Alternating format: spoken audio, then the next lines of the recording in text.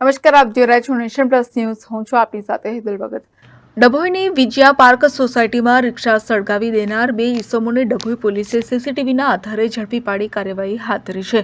ડભોઈની Vijaya park society નજીક park કરેલી રિક્ષામાં 21 જૂનની મધ્યરાત્રે બે યુવકો દ્વારા પેટ્રોલ છાંટે સળગાવી હતી.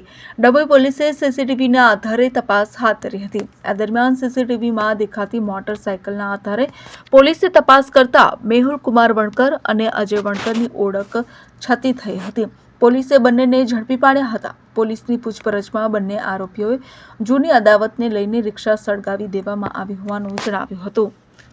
ઉદય Pandya, Nation Plus News, Dabhoi.